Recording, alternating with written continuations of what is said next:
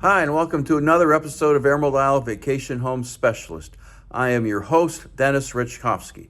Some of you recognize me as the co-owner of Flip Flops Donuts, and some of you know me as your broker of real estate who specializes in waterfront and waterview properties along the Crystal Coast, especially on Bogue Banks and in my town of Emerald Isle, North Carolina. On this channel, you will find the essential information from the inside scoops on buying and selling houses to how to live with the ocean, rivers, and sounds that define the Crystal Coast.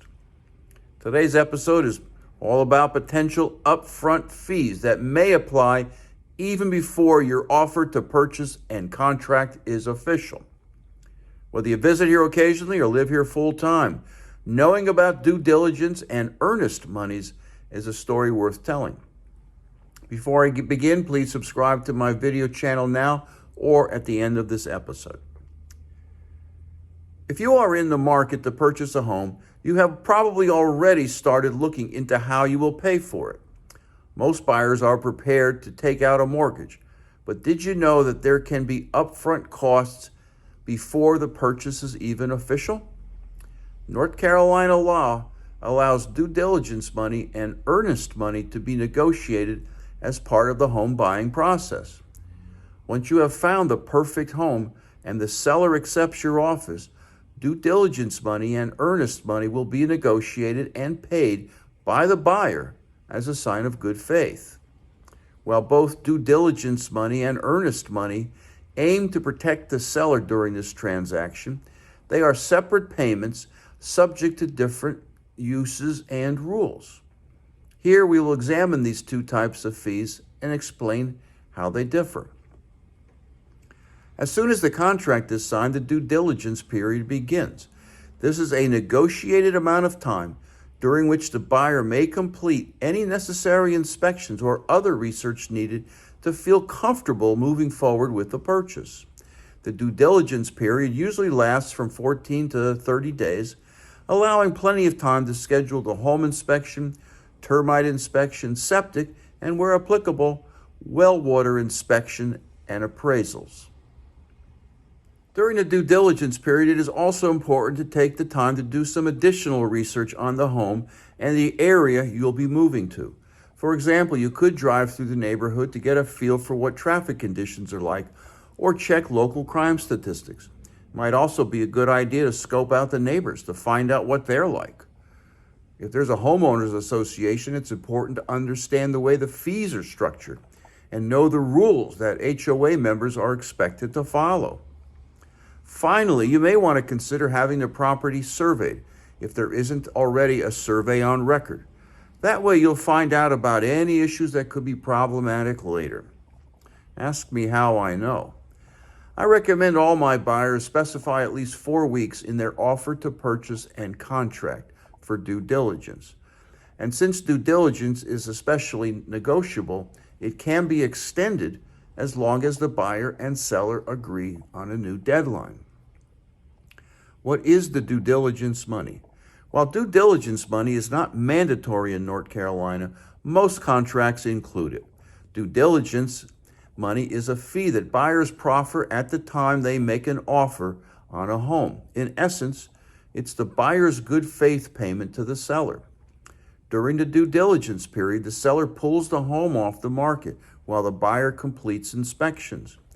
The buyer has this time to review inspection reports and HOA bylaws and rules, negotiate repairs, and take any additional action needed to make a final decision as to whether to move forward with the purchase.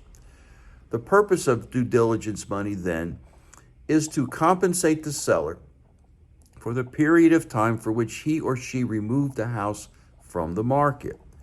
When a seller pulls the house from the market and the prospective buyer subsequently decides not to purchase the home, the seller could have missed out on another buyer during the time the house was off the market. Due diligence money is essentially good faith acknowledgement to show the buyer's intent to purchase the home while offering the seller compensation should the deal fall through. Due diligence money is an upfront payment that is made directly to the seller, so it is usually paid within 24 hours of the seller accepting the buyer's offer. However, the buyer does have up to 5 days from the date the contract is signed to make the due diligence payment. During the due diligence period, the buyer may decide not to move forward with the transaction. Anytime during the due diligence time frame, a buyer can terminate the contract for any reason or no reason at all for that matter. It doesn't have to be because of a bad inspection, loan, or other obvious problems. When this happens, the due diligence payment is forfeited. Due diligence payment is only refundable when the sale does not move forward at the seller's discretion or decision. If the buyer decides to purchase the home, the due diligence amount is ultimately credited towards the purchase of the home. The due diligence money can range anywhere from $500 to $2,000 or more, depending on the price of the home and whether you are in competition with other buyers for the same house.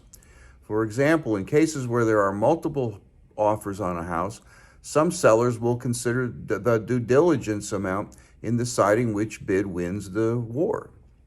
That being said, if a buyer terminates a contract, the due diligence money the buyer paid defaults to the seller. So when you're making your offer, you need to think through the process and consider how much money you're willing to lose if you end up terminating the contract.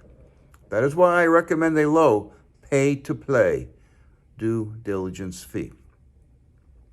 What is earnest money?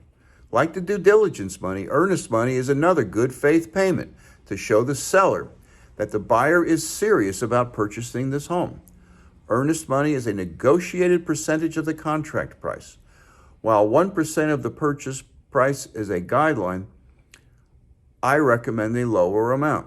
Rather than being paid directly to the seller like the due diligence fee, the earnest money is held in escrow by an agreed-upon escrow agent, almost always the closing attorney, until closing. If the seller is unable to fulfill the contract, the earnest money is refunded to the buyer. If the transaction proceeds to closing without issue, the earnest money is credited towards the purchase price to complete the sale. Unlike the due diligence fee, the earnest money is refundable if the sale is canceled within the due diligence period.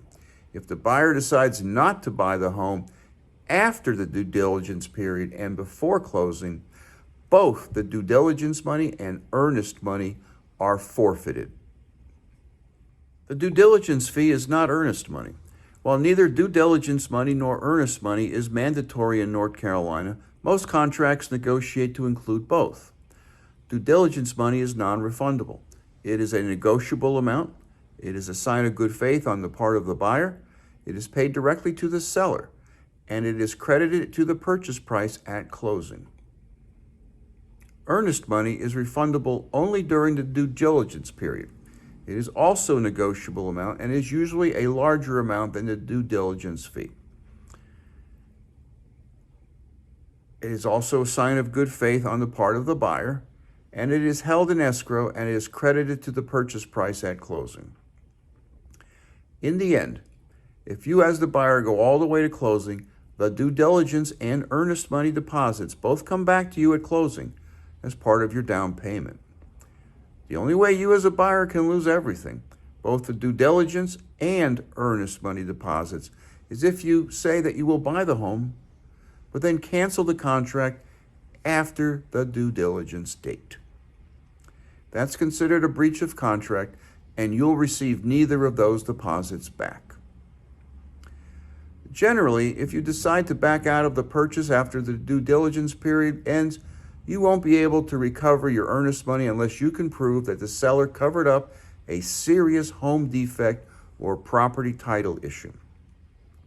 Besides keeping your earnest money deposit, a seller can take legal action against you to recover any money that he or she loses by canceling the home sale.